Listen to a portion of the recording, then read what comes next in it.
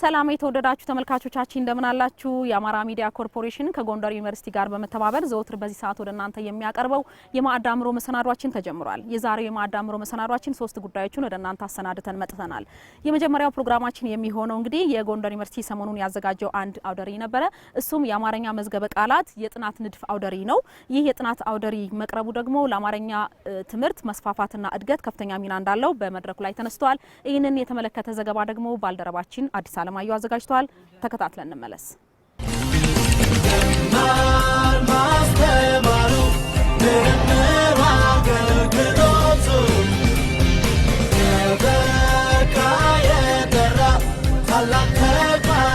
በጎንደር ዩኒቨርሲቲ የአማርኛ መዝገበ ቃላት ዝግጅት የጥናት ንድፍ ውይይት በሚል ርዕስ አውደ ጥናት ተካሂዷል። በውይይቱ የተገኙት የጎንደር ዩኒቨርሲቲ ፕሬዝዳንት ዶክተር አስራት አጸደወይን ቋንቋ የመግባቢያ ድልድይ ነው ብለዋል። ድልድዩ እንዳይዳከም ምሁራን መስራት እንዳለባቸው አሳስበዋል። ታዋቂው የታሪክ ምሁር ፕሮፌሰር ባህሩ ዘውዴ እንደ አውሮፓውያን አቆጣጠር በ2004 ለታዋቂው የኢትዮጵያ ታሪክና ቋንቋ ምሁር ሲግበርት ኡሊጅ መታሰቢያ በተዘጋጀው ጥናት መጽሔት ላይ ያሳተሙት The Changing Fortune of the Amharic Language የሚለው ጥናታቸው የአማርኛ ቋንቋ መስፋፋት ከፖለቲካዊ ምክንያቶች ይልቅ በዋናነት የማህበራዊና ኢኮኖሚያዊ መስተጋብሮች ውጤት እንደሆነ ያስረዳሉ። ለቋንቋው መስፋፋት አስተዋጽኦ ካደረጉ ቁልፍ ምክንያቶች መካከልም የከተማ ንጉስ መመስረት፣ የንግድ እንቅስቃሴ መጠናከር፣ የጦር ሰራዊቱ ከቦታ ቦታ መንቀሳቀስና የጦር ሰራዊት ሰፈሮች መፈጠር ዋነኛዎቹ ሲሆኑ እነዚህ ሁኔታዎች ቋንቋው በተለያዩ ማህበረሰቦች መካከል በተፈጥሯዊ መንገድ እንደ ጋራ መግባቢያ እንዲያገለግል እድል ፈጥረውለታል ይላሉ። ይህ ጥናት የፕሮፌሰር ባህሩ ዘውዴ ማለቴ ነው የአማርኛ ቋንቋ አንዳችን ከሌላችን የተዋወቅንበት የተግባባንበትና በአንድ ሀገር ልጅነት ለዘመናት ያኖረን ቅርሳችን መሆኑን ያስገነዝበናል። ከዚሁ ጋር በተያያዘ የቅኝ ግዛት የመደብና የማንነት ጭቆና ትርክቶችን የሚያቀነቅኑ አንዳንድ የፖለቲካ ሊቃን የአማርኛ ቋንቋን የጭቆና ማስፈጸሚያ መሳሪያ እንደነበር የሚያነሱት ክስ መሰረተ ቢስ እንደሆነ ለሁላችንም ግልጽ ነው። ይህ ቋንቋ የሁላችንም የመግባቢያ ድልድይ ነው። ድልድይ ደግሞ የግራውንም ሆነ የቀኙን ወገን የጋራ ሀብት እንጂ የአናጺው ብቻ ሊሆን አይችልም። ድልድዩ ከተዳከመና ካዘመመ ደግሞ እርሱን ለመጠገን መረባረብ የሁላችን የጋራ የቤት ስራ ሊሆን ይገባል። ኢትዮጵያ የዘመናት የሥነ ጽሑፍ ታሪክ ባለቤት ብትሆንም ይህንን ሀብት ወደ ተቋማዊ የእውቀት መዋቅር በመቀየር ረገድ ውስንነት እንዳለ ያነሱት ፕሬዝዳንቱ የሚጠበቀውን ውጤት ለማምጣት ከሌሎች ሀገራት ተሞክሮ መውሰድ ያስፈልጋል ነው ያሉት። ጎረቤቶቻችን ታንዛኒያና ኬንያ በስዋሂሊ ቋንቋ ላይ በሰሩት የቋንቋ ምህንድስና ወይም ላንጉጅ ኢንጂነሪንግ እና የስታንዳርዳይዜሽን ስራ ቋንቋቸው ከምስራቅ አፍሪካ አልፎ የአፍሪካ ህብረት የስራ ቋንቋ ለመሆን በቅቷል። እንደሚታወቀው ከሀገራችን መሪዎች መካከልም እነ ግርማዊ ቀዳማዊ ንጉሠ ነገሥት ኃይለ ሥላሴ፣ ፕሬዝዳንት መንግስቱ ኃይለ ማርያምና ጠቅላይ ሚኒስትር ዶክተር አብይ አህመድ በአህጉራቸው ተቋም እየተገኙ በአማርኛ ቋንቋ ንግግር አድርገዋል። የአፍሪካ ህብረት መቀመጫም በዚሁ በአዲስ አበባ ሆኖ ሲያበቃ ቋንቋውን ግን ተቋማዊ የዲፕሎማሲ መሳሪያ ማድረግ ያለመቻሉ በእጅጉ የሚያስቆጭ ተቃርኖ ሆኖ ይታያል። ለዚህ ዋና ምክንያቱ ደግሞ አማርኛ ቋንቋን የሚወክል በባለቤትነት የሚቆምለትና የሚከራከርለት ጠንካራ የቋንቋ ኢንስቲትዩት ያለመኖር እንዲሁም ለቋንቋው እድገት ወሳኝ የሆነው ሌክሲኮግራፊ ወይም የመዝገበ ቃላት ዝግጅት ስራ በጥብቅ ሳይንሳዊ መሰረት ያለመከናወን መጥቀስ ይቻላል። በቋንቋ ሳይንስ ዓለም አንድ የታወቀ ሀቅ አለ። ወሰን የለሽ የቃላት ክምችት የሌለው ቋንቋ ወሰን የለሽ የሳይንስና የፍልስፍና ሐሳቦችን መሸከም አይችልም የሚል ነው። እንግሊዘኛ ዓለምን ሊያዳርስ የቻለው እንደ ኦክስፎርድ፣ ካምብሪጅ እና ዌብስተር ያሉ ተቋማት ቋንቋውን በየጊዜው እየገሩ አዳዲስ ጽንሰ ሐሳቦችን እየሰየሙና እየተረጎሙ ከዘመኑ ጋር እየተራመዱ ለሳይንስና ለቴክኖሎጂ ምቹ ስላደረጉት ነው። ቋንቋ እንደ ህያው ፍጡር ነው። ካልተንከባከቡት፣ ካልመገቡት እና ከዘመኑ ጋር እንዲራመድ ካላደረጉት ይጠወልጋል፣ ከዚያም ይሞታል። በዚህ ረገድ አማርኛ ቋንቋ ላይ እስካሁን የተሰራው ስራ በቂ ነው ብሎ ለመናገር አያስደፍርም። በዚህ በሰለጠነው ዓለም ሳይንሳዊ በሆነ መንገድ የተዘጋጁ መዝገበ ቃላትን ማዘጋጀት እንደሚያስፈልግም ዶክተር አስራት አንስተዋል። በተቋማት ደረጃ ሊዘጋጁ የሚገባቸው የአማርኛ መዝገበ ቃላት፣ የግዕዝ አማርኛ፣ የአማርኛ ትግርኛ፣ የአማርኛ ኦሮምኛ፣ የአማርኛ አፋርኛ፣ የአማርኛ ሶማሊኛ፣ የአማርኛ እንግሊዘኛ፣ የአማርኛ ፈረንሳይኛ፣ የአማርኛ አረብኛ፣ የአማርኛ ቻይንኛ ወዘተ በአገር ውስጥም በውጭም መዝገበ ቃላት ያስፈልጉናል።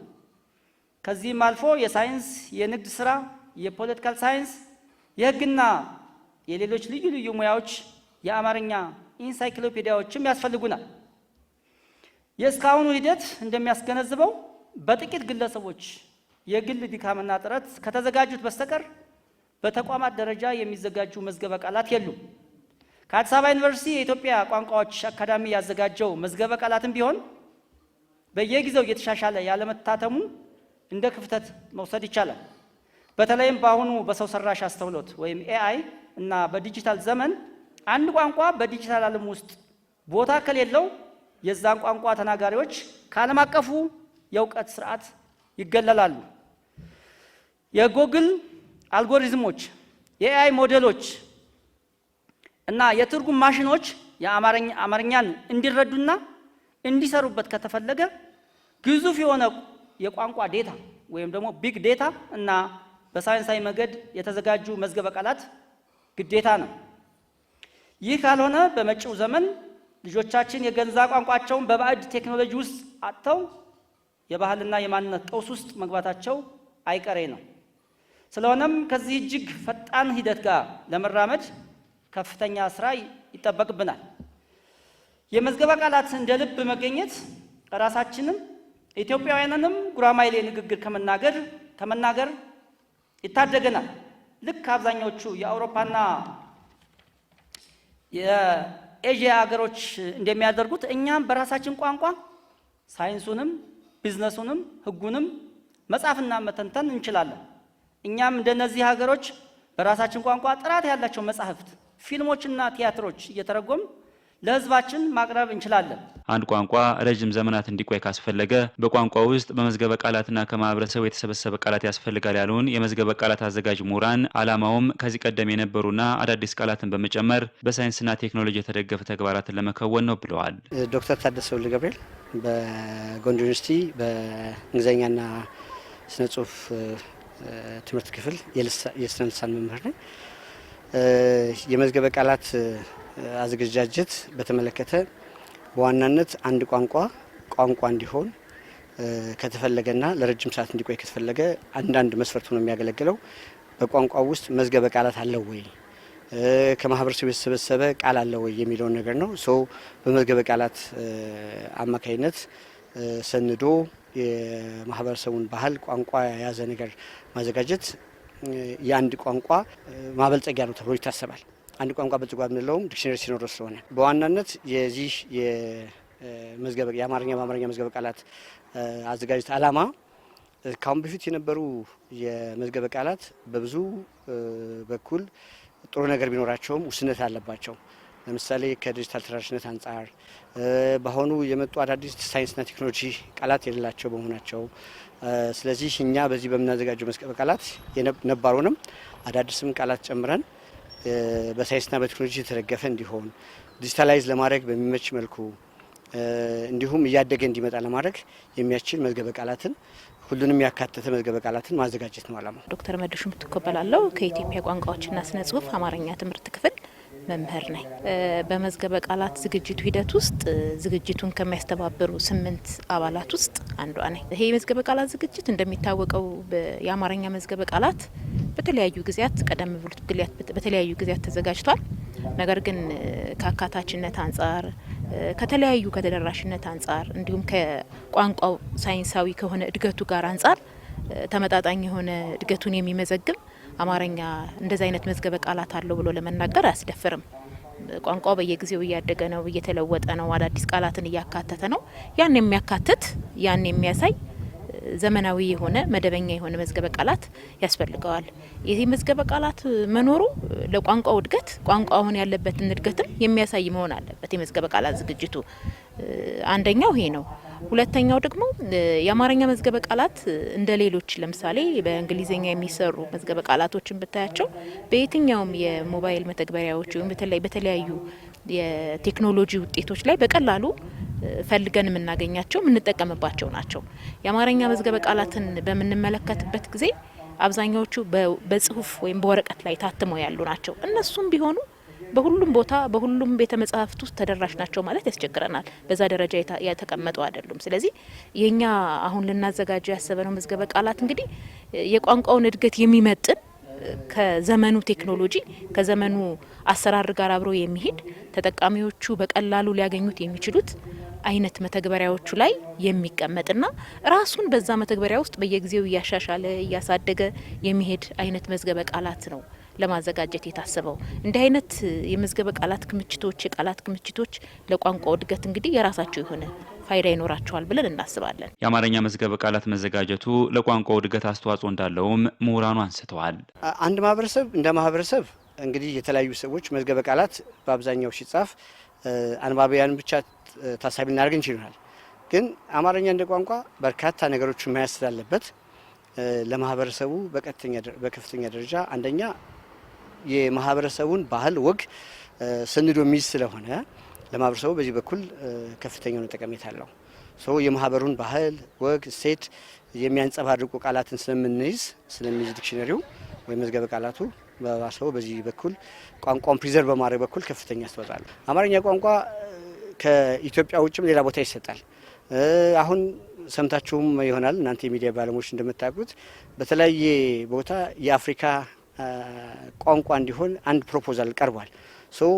የአማርኛ ቋንቋ በዚህ ደረጃ ተሰንዶ መቀመጡ ሳይንስን ቴክኖሎጂን የሚይዝ ሆኖ መዘጋጀቱ ለወደፊቱ አማርኛ የአፍሪካ የስራ ቋንቋ እንዲሆን እንዲሁም ደግሞ ዓለም አቀፍ ቋንቋ እንዲሆን ያስችላል። ቋንቋ ስትል ባህል ነው። ቋንቋ ስትል የማህበረሰቡ መገለጫ ነው፣ የማንነት መገለጫው ነው። ስለ ቋንቋው እድገት ስታወራ ስለ መዝገበ ቃላቱ ታወራለህ። የማህበረሰቡን እድገት የምትመዘግብበት የማህበረሰቡን እድገት የምታሳይበት መንገድ ያስፈልጋል። አንድ ማህበረሰብ አድጓል፣ ቋንቋው ብልጽጓል ለማለት የተለያዩ መንገዶች መስፈሪያዎች አሉ። ከነዛ ውስጥ አንዱ ደግሞ መዝገበ ቃላቱ ነው። እንግሊዝኛ እኮ አድጓል ብለን ስናነሳ እንግሊዝኛ መዝገበ ቃላትን በተለያዩ ቅርጾች በተለያዩ አይነቶች በዓለም ላይ ታገኛቸዋለን። ምክንያቱም የቋንቋቸው እድገት አንዱ ማሳያ መዝገበ ቃላታቸው ስለሆነ አማርኛም እንደዛ ነው። ለቋንቋው እድገት ለማህበረሰቡ እድገት የምንለካባቸው መንገዶች አንዱ መዝገበ ቃላት ናቸው። መዝገበ ቃላት የቋንቋውን እድገት የሚያሳዩ ዘመኑን የዋጁ ዘመኑን የሚመጥኑ መተግበሪያዎች ላይ የተካተቱ መዝገበ ቃላት ያስፈልጉታልና ለቋንቋው እድገት ያለው አስተዋጽኦ አንድ ሁለት ብለን የምታነሳው አይደለም፣ ከማህበረሰቡ ጋር የተያያዘ።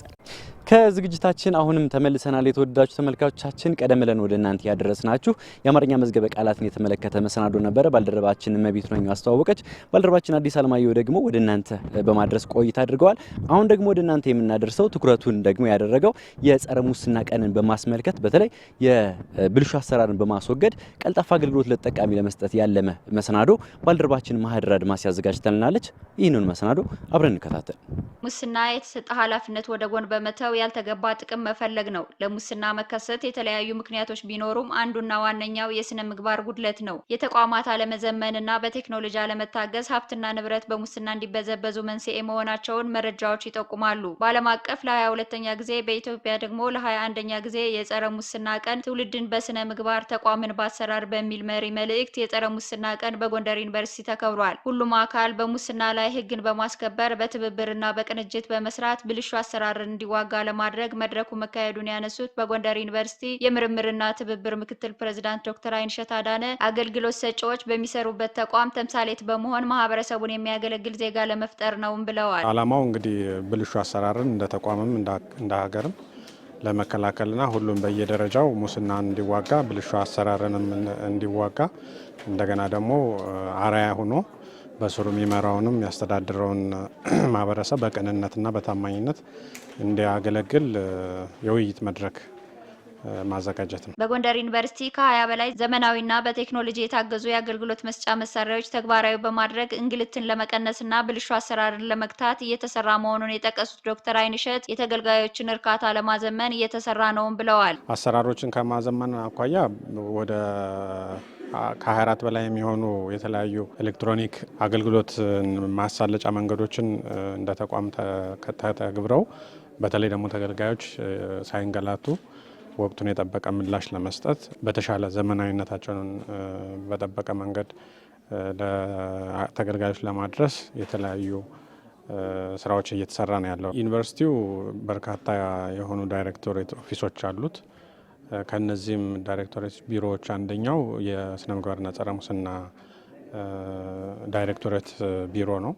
ይሄ ቢሮ ደግሞ በተለይ ከሙስናን ከመከላከል እና ደግሞ ግንዛቤ ከመፍጠር ጋር በተያያዘ ብልሹ አሰራርን ከመከላከል እና ደግሞ ችግሮች ሲፈጠሩ ጥቆማንን መሰረት ያደረገ በተለይ መረጃዎችን አጣርተው በወቅቱ እንዲስተካከሉ ለማድረግ ትልቅ ድጋፍ የሚሰጥ ተቋም አለ። ይሄ ቢሮ ደግሞ በተማሪዎችም አደረጃጀት በኩል የራሱ በየግቢው ተወካዮች ኑሮት በተማሪዎችም በኩል የሚፈጠሩ ቅሬታዎችን እና ደግሞ የአገልግሎት መጓደሎችን በወቅቱ መፍትሄ ለመስጠት አደረጃጆች ፈጥሮ በደንብ እየሰራ ነው ያለው። መድረኩ መፈጠሩ ትልቅ ጠቀሜታ እንዳለው ያነሱት የመድረኩ ተሳታፊዎች እንደ ሀገር በስነ ምግባር የታነጸና ሌብነትን የሚጸየፍ ትውልድ ለመተካት መስራት እንደሚገባ ጠቁመዋል። 22ኛው የዓለም አቀፍ የጸረ ሙስና ቀን እየተከበረ ነው። ይሄ ደግሞ እንደ ዩኒቨርሲቲያችን መከበሩ ዩኒቨርሲቲዎችና ከፍተኛ የትምህርት ተቋማት ትውልድ የሚፈራበት አገር ተረካቢ ወጣቶች የሚወጡበት ቦታ እንደመሆኑ ግንዛቤ መፍጠሩ በጣም ትልቅ ሚና ይኖረዋል ማለት ነው። ምክንያቱም ነገ ከነገ ወዲያ እነዚህ ተማሪዎች ወጥተው አገር ሲረከቡ የአገር ንብረት ከመመዝበር አሁን እንደምናየው የአገር የተበላሸ ሁኔታ ውስጥ የማትገባበትን መንገድ ለመፍጠር እዚህ ላይ የሚከበሩበት ቀናትና እንደዚህ አይነት ግንዛቤ መፍጠር እንደ ዩኒቨርሲቲ በጣም ጥሩ ነው ማለት ነው። ሀገራችን ትልቁ የሚያሳስባት ነገር ሙስና ነው። ላይክ እድገታችንንም ወደ ታች እየቀነሰብን ያለው ነገር ሙስና በመሆኑ ሞር መሰራት ያለበት ተማሪው ላይ ነው ብዬ አስባለሁ። በመጀመሪያ ደረጃ የኩረጃ የሚለውን ሀሳብ ሲጠፋ ተማሪዎችን ይህንን ግንዛቤ እያወቁ ሲሄዱ ቀጣይ ተረካቢው ትውልድ ተማሪም በመሆኑ የተሻለ ዜጋን መፍጠር እንችላለን ብዬ አስባለሁ። የዛሬው መድረክ ለእኔ በጣም ትልቅ መድረክ ነው። ስመጣ ወደዚህ ግቢ አንድ አባባል ተሰጥቶ ነበረ። ካወክበት ገነት፣ ካላወክበት ደግሞ መሞቻ ነው የሚሆነው ዩኒቨርሲቲ ይባላል። ምን ልልሽ ፈልጌ ነው፣ ዩኒቨርሲቲ በቃ ስነ ምግባር የሚቀረጽበት ነው አንደኛ። ሁለተኛ ደግሞ የተማሪው ራሱን የሚችልበት ስቴጅ ነው ማለት ስነ ምግባር ከሌለው እዛ ግቢ ላይ ወጥቶም ስነ ምግባር አይኖረውም። ስለዚህ ስነ ምግባርን ለመቅረጽ ዋናው ተቋም ነው ዩኒቨርሲቲ ብዬ አምናለሁ። ስነ ምግባርና ጸረ ሙስና ዳይሬክቶሬት ማቋቋም በራሱ ትልቅ ነገር። የጎንደር ዩኒቨርሲቲ የስነ ምግባርና ጸረ ሙስና ዳይሬክቶሬት ዳይሬክተር ትዕግስት መኮንን በበኩላቸው ተቋሙ የተቋቋመበት ዓላማ ሙስና እንዳይፈጸም ለመከላከል መሆኑን ጠቅሰው ይህንን ለማድረግ ደግሞ ግንዛቤ የመፍጠር ስራ እያከናወኑ እንደሚገኙ ገልጸዋል። የአገልግሎት አሰጣጥ ስርዓቱን በማዘመን ሙስናን መዋጋት እንደሚቻልም አመላክተዋል። ከተቋቋመበት አንጻር ተቋሙ መከላከል ላይ ነው። ከመከላከልም ቀድሞም ደግሞ ግንዛቤ መፍጠርና ማስተማር ነው። ስለዚህ ትልቅ ንቅናቄ እንፈጥራናል ብለን እናስባለን። የሚፈለገው ምስል ስለሆነ ማለት ነው። የሙስናን አስከፊነትና የብልሹ አሰራር ብሎም ደግሞ የትውልድ ስነ ምግባር እሴቶች በጣም እየወረዱ ስለሆነ እንዲህ አይነት መድረኮች መኖራቸው ጊዜው እንድናስብና እንድናስታውስ ትልቅ እድል ይፈጥራሉ። ይህንንም አሳክተናል ብለን እናስባለን። በዛሬው መድረክ ግንዛቤ መፍጠር ነው። ከዛ ቀጥሎ የሚመጣው አሰራርን በማስተካከል ወይም አሰራርን በማዘመን ከሰዎች ንክኪ ነጻ በማድረግ የሚኖሩ የአገልግሎት አሰጣጥ ጥረቶችን ወይም ጥፋቶችን መከላከል ነው። ቀንን ከማሰብ ባለፈ ሙስና የሚያስከትለውን ሁለንተናዊ ችግር በመገንዘብ ሁሉም ለጸረ ሙስና ትግሉ የበኩል እንዲወጣ ዶክተር አይንሸት አዳነ ጠይቀዋል። ውድ ተመልካቾቻችን መሰናዷችን እንደቀጠለ ነው። የጎንደር ዩኒቨርሲቲ የጸረ ሙስና በዓልን ምክንያት በማድረግ ያዘጋጀ ነው መሰናዶ እስካሁን የተከታተላችሁት ይመስሉ ነበር። አሁን ደግሞ የመጨረሻው ምዕራፍ ላይ እንገኛለን። በሰሞኑ የጎንደር ዩኒቨርሲቲ የብሔር ብሔረሰቦችን በዓል አክብሯል። ከፍተኛ የትምህርት ተቋማት የኢትዮጵያ መልክ ናቸው። የብሔር ብሔረሰቦች በዓል ሲከበር ደግሞ በግቢ ውስጥ ያሉ ተማሪዎች አብሮነትና አንድነታቸውን ከማጠናከር አንጻር ፋይዳው ከፍ ያለ ነው። ስለዚህ ይህንን የተመለከተ መሰናዶ ባልደረባችን ያየፈንቴ እንደሚከተለው ያቀርበዋል። ተከታትለን እንመለስ።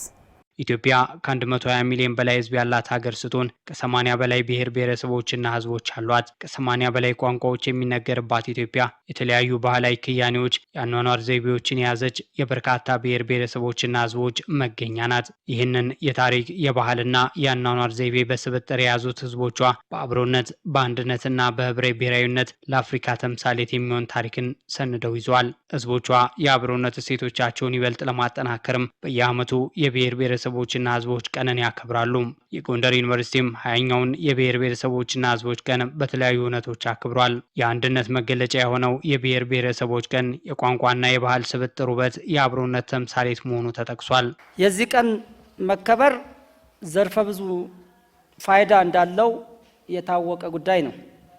በአንድ በኩል እኛ ኢትዮጵያውያን በረጅም ዘመን ታሪካችን በተለያዩ ሁኔታዎች ውስጥ አልፈን ልዩ ልዩ ባህሎችን፣ ቋንቋዎችን፣ እምነቶችንና አስተሳሰቦችን በማበልጸግና ጠብቀን በማቆየት የተለያየ መገለጫ ያላቸው ህዝቦች እንድንሆን አድርጎናል። የማንነት መገለጫዎች ብዝሃነት መኖሩ አንዳችን የሌላችንን ማንነት አክብረንና የራሳችንንም አስከብረን ለመኖራችን ህያው ምስክር ነው። በታሪክ መድረክ ያደረግናቸው የመስተጋብር አይነቶችንም ያስገነዝበናል።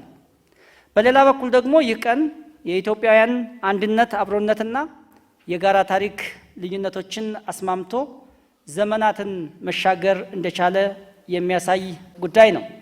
እነዚህ ልዩነቶች ተሻግሮ የጸናው አንድነታችን ተጋምደን ተጋብተንና ተዋልደን ያጸናነው ጠንካራ የትስስር ታሪክ እንዳለን የሚያስረዳ ሲሆን ማንነቶቻችን ራሳቸው የልዩነት ሳይሆን የረጅም ዘመናት የእርስ በርስ ግንኙነት ውጤቶች መሆናቸውንም ያሳያል። እንደሚታወቀው በብዝሃነት አረዳድ እና አተረጓጎም ላይ በታዩ አንዳንድ የተዛቡ ዝንባሌዎች ምክንያት ልዩነትን የማስፋትና አንድነትን የመገዳደር ሁኔታዎች ሲከሰቱ አስተውለናል።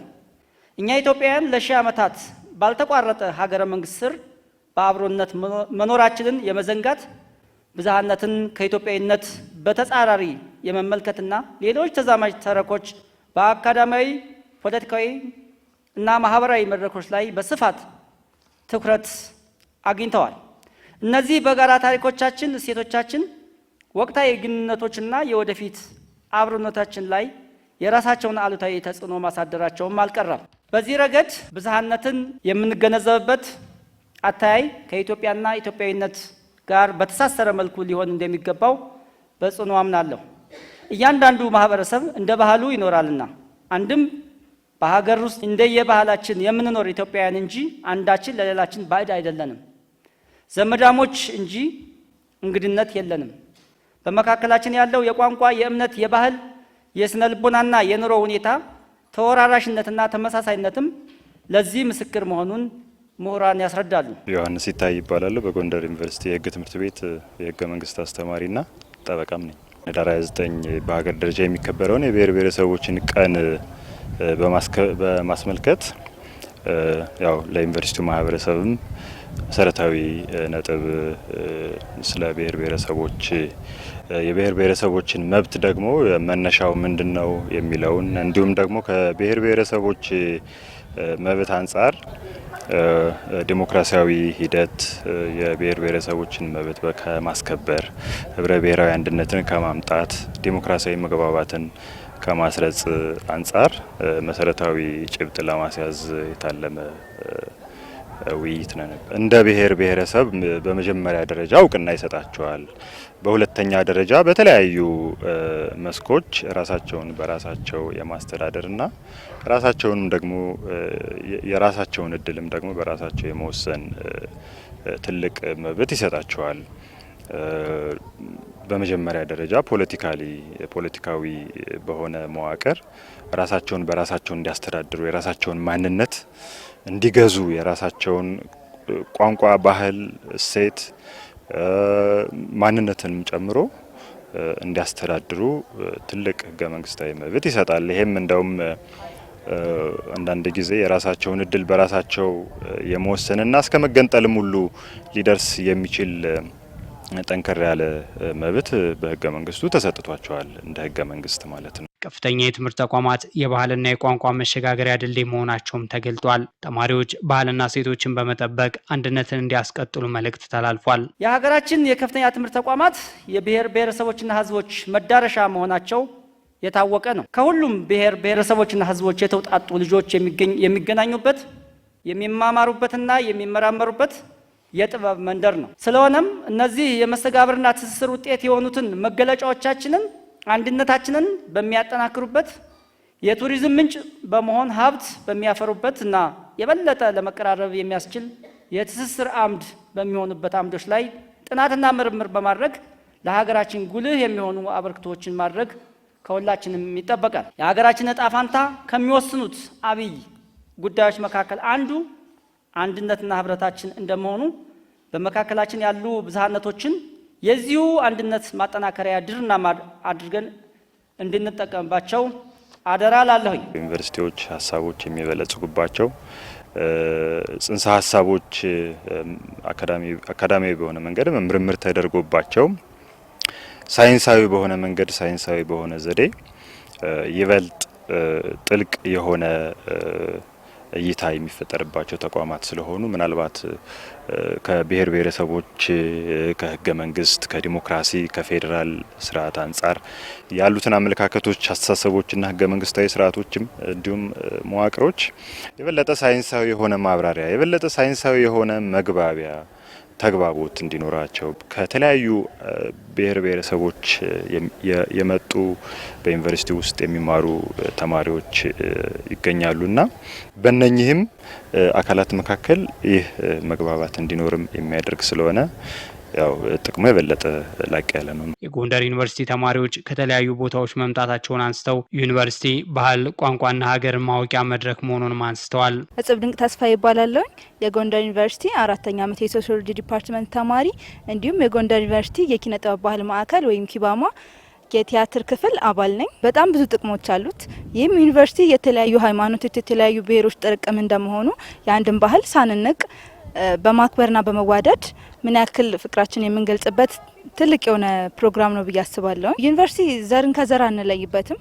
ሁላችንም ከተለያየ ብሔር የመጣን ሰዎች ነን። ስለዚህ በየዶርማችንም ሆነ በየአካባቢያችን ላይ ያሉ ብሔሮችን አንድ ላይ እንድንሆን በዶርም አሁን የተለያየ ብሔር ብሔረሰቦች አሉ። የነዛን ብሔር ብሔረሰቦች አክብረን እንድንኖር የተለያየ ግጭትም ሲመጣ በመነጋገር እንድንፈታና ከፍ ያለ ደረጃ ላይ እንዳንደርስ በጣም ትልቅ አስተዋጽኦ አለው። እንዲሁም ከዩኒቨርሲቲ ወጥተን ትልቅ ህይወት ስንጀምር ዩኒቨርሲቲ ትልቅ ትምህርት ቤታችን እንደሆነ ይገባናል። ከተለያየ ብሔር ጋር መኖራችን በጣም ትልቅ አድቫንቴጅ አለው ብዬ አስባለሁ። እኛ የተለያየ ብሔር ተወላጆች እንደመሆናችን የአንድን ቋንቋ ማወቅ ነገ ጧት ለሚደርስብን የተለያየ የስራ እድል ቢያጋጥመን ትልቅ አድቫንቴጅ አለው። አንድን ነገር ከሌላ ሰው የማናውቀውን ነገር ከሌላ ብሔር የኔም ብሔር ለሌላ ብሔር ሼር ባደርግ አመጋገቤን፣ አነጋገሬን እንዲሁም ቋንቋዬን ሼር ባደርጋቸው ነገ ጧት ሌላ ቦታ ሲሄዱ እንኳን ትልቅ ጥቅም ይኖራቸዋል ብዬ አስባለሁ። ሃይማኖት ታደለ እባላለሁ። የናቹራል ሳይንስ ተማሪ ነኝ። አይቲ ዲፓርትመንት። በጣም ዘርፈ ብዙ ጠቀሜታዎች አሉት። አሁን እኔ በዛሬው ዕለት አይቻቸው የማላቃቸውን ባህሎች አይቻለሁ፣ ስነ ስርዓቶችን አይቻለሁ፣ አነጋገሮችን፣ ቋንቋዎችን አይቻለሁ። ከዚህ አንጻር የተለየ ጥቅም አለው ብዬ አስባለሁ። በጣም ብዙ የሆኑ ጥቅሞች አሉት ብዬ አስባለሁ። ሜቢ ከዚህ ከዩኒቨርሲቲ ከወጣን በኋላ እኛ የምንሰማራው ወደ ተለያዩ ሀገሮች ነው። ሶ እዛ ላይ በሚኖረን የላይፍ ስኪል እዛ ላይ ብዙ ጠቀሜታዎች ይኖራሉ ብዬ አስባለሁ። እዛ ጋር ቋንቋዎችንም ሸር አድርገናል። ሰላም እንዴት ነው መባባሎችንም ትንሽ አውቀናል። ለዛ ጥቅም ያለው ይመስለኛል። ቤቴሌም ሙልጌታ እባላለሁ። የፖለቲካል ሳይንስና ኢንተርናሽናል ሪሌሽን ተማሪ ነኝ። ተማሪዎች ባህላቸውን እንዲያውቁ እና አሁን ላይ ያለው ጀኔሬሽን ደግሞ ትንሽ ከባህሉ የራቀ ስለሆነ ለነሱ ተማሪዎች እንዲያውቁ ምናምን ነገር ይረዳናል። በቋንቋም ቢሆን በባህል በወግ በተለያዩ ነገሮች አባቶቻችን ያወረሱን ነገር ለማወቅ ይረዳል። ባህሉን ማወቁ ይጠቅማል። ለምሳሌ አንድን ቋንቋ አውቀን ሌላ ቦታ በምንሄድበት ጊዜ ከነሱ ጋር ለመግባባት ቀላል ይሆንልናል። እንዲሁም የኢትዮጵያ ባህል በራሱ በጣም የሚያምር ስለሆነ እሱ ማወቅ በራሱ ትምህርት ነው። ስሜ ቤቴሌም አስበ ይባላል። የ3ኛ ዓመት ፖለቲካል ሳይንስና ኢንተርናሽናል ሪሌሽን ተማሪ። ተማሪዎች እርስ በርስ እንዲተዋወቁ የባህል ልውውጥ እንዲደረግ አንዱ ባህል ከአንዱ ባህል ጋር እንዲኖረው ግንኙነት እንዲኖረው እንዲተዋወቅ ይረዳል ብዬ አስባለሁ። ባህሉን ቋንቋውን ዩኒቨርሲቲ ላይ ማወቄ ሌላ ሀገር የተለየ ቋንቋ የሚወራበት ሀገር ላይ ሲሄድ ከህዝቡ ጋር እንድግባባ ይጠቅመኛል እና መግባባት ከቻልኩ ደግሞ አይከብደኝም ከነሱ ጋርም ለመኖር ምናምን። ስለዚህ እሱ ይጠቅማል ብዬ አስባለሁ። አሁን ከህዝቡም አንድነት ያስፈልጋል፣ ከመንግስት ከሁሉም ያስፈልጋል ብዬ አስባለሁ። አብሮነትን በማጠናከር ባህልና ሴቶችን በመጠበቅ የሀገርን አንድነት ማስቀጠል እንደሚገባ ተማሪዎቹ ተናግረዋል።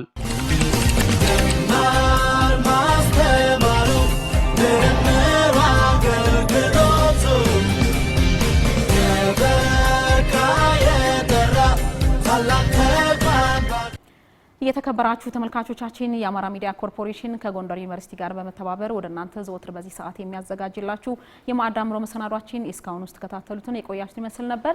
ፕሮግራሙን በማስተዋወቅ እኔም መቤቱ ነኛውና ባልደረባይ ዳንኤል ወርቄ ከእናንተ ጋር ቆይታ አድርገናል። በካሜራው በኩል ወርቅነህ ሞላና ገብሬ አዳና፣ ፕሮግራሙን በማዘጋጀት ወደ እናንተ ያቀረቡት ደግሞ ባልደረባችን አዲስ አለማየሁና ማህደር አድማሴ ናቸው።